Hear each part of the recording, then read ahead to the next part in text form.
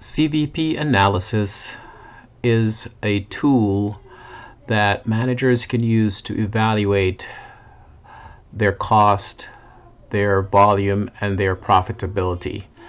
Some key terminologies that you should bear in mind are fixed cost, and fixed costs would be any costs that remains the same in total dollars regardless of your level of activity. For example, rent would not change with your level of activity. Variable cost, on the other hand, is a cost that varies in total with your level of activity. And so the material that you use to make a product is going to change as you increase or decrease the number of units of that product that you are making. There is a concept called contribution margin, and it measures the amount of your revenue that is available to cover your fixed cost. It's computed by taking total sales and subtracting your total variable cost. So the contribution margin per unit would be equal to the selling price, which is a unit price, minus the variable cost per unit. So total contribution margin would be total sales minus total variable cost, and your contribution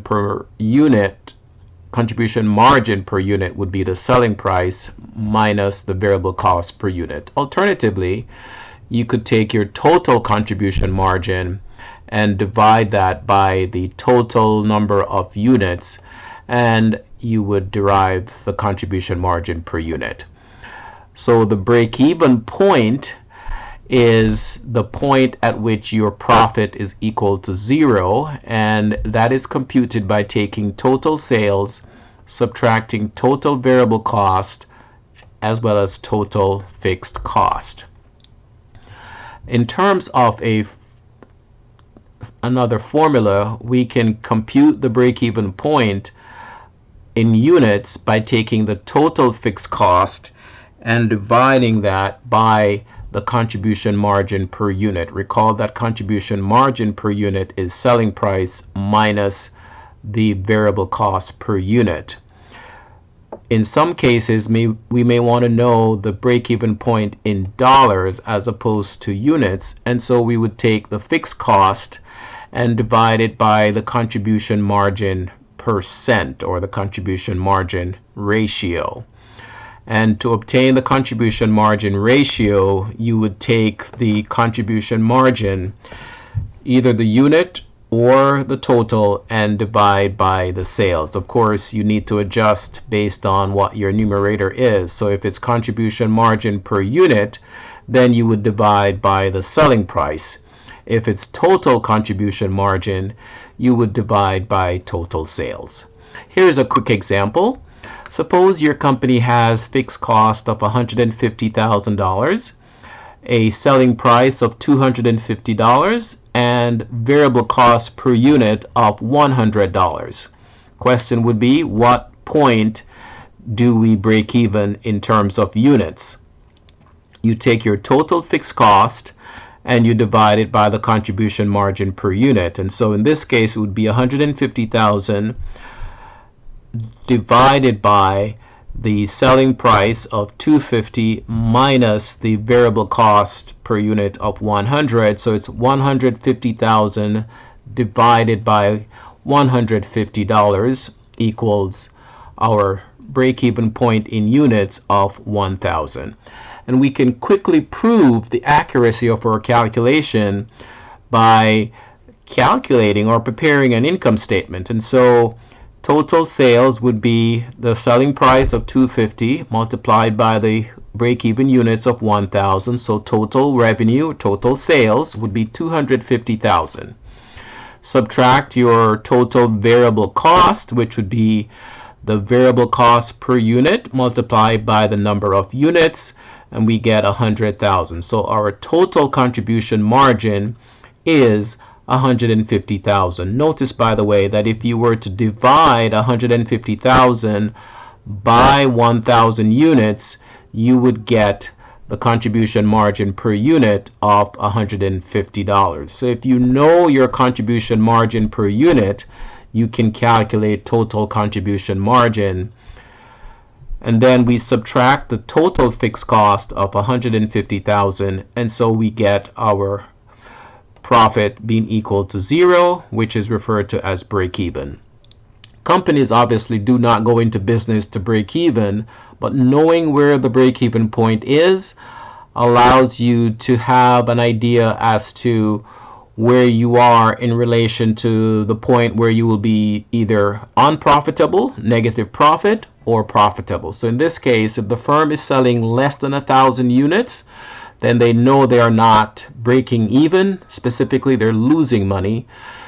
On the other hand, if they were to sell more than 1,000 units, then each unit above 1,000 is going to generate $100 towards their profit, because they would have already covered their fixed cost, and so each $100, each unit beyond 1,000 would all go to profit. So if this company sold 1,001 units, they would end with a profit before taxes of $100.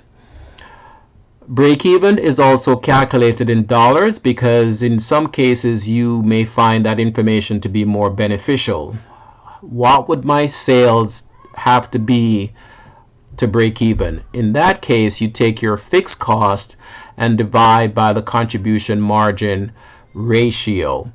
And so again, the same example, our fixed cost of $150,000, and we would take the contribution margin and divide that by our selling price, and we would get 60%. So 150,000 divided by 0.60 equals $250,000. Notice that it matches the number that we had earlier.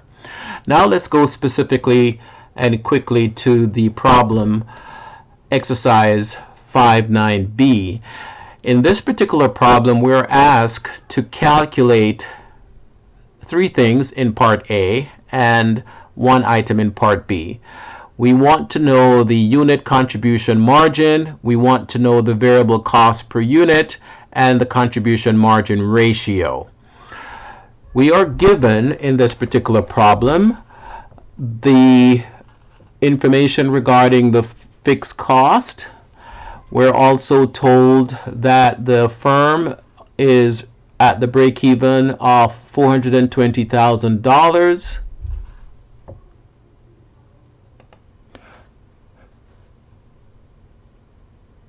So in 2016, the firm had a break-even sales of $420,000 based on a selling price of $8 per unit, and fixed cost in that year was $105,000. In 2017, the selling price and the variable cost per unit did not change, but the break-even point increased to $450,000. And so clearly, if the break-even point increased and the variable cost remained the same, then it has to be that the fixed cost changed, given that the selling price also remained the same.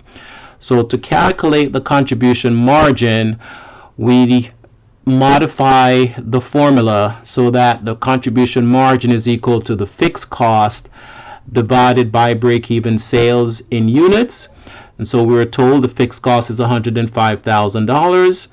And to get the break-even sales in units, we take the total sales divided by the number of units, and then we divide that result into 105, and we get $2. So the contribution margin per unit is $2. Then we calculate the variable cost per unit. Remember that the contribution margin per unit is the selling price minus the variable cost. And in this case, we want to find the variable cost. And so we take the selling price and subtract the contribution margin that we calculated of $2, and we get our variable cost of $6. You can prove this by taking the contribution margin, the selling price of $8, deducting the variable cost of $6, and of course that would give you your contribution margin of $2. Contribution margin ratio is simply taking the contribution margin and dividing it by the selling price. And so if we take the $2 contribution margin, divide by the selling price of 8, we would get 0.25 or 25%. The last thing we're doing here is calculating the change in the fixed cost. And so we want to know what the fixed cost is now, and then we can compare it with what it was to see the change. And so we take the break-even sales in units multiplied by the number of units contribution margin, and we would get 112,500. Or we can do it this way, where we take the fixed cost. To find the fixed cost, we take the break-even sales multiplied by the contribution margin ratio. So $450,000 of sales times 25% equals 112.5. When we compare 112.5 with what the fixed cost was before, we get a net change of $7,500.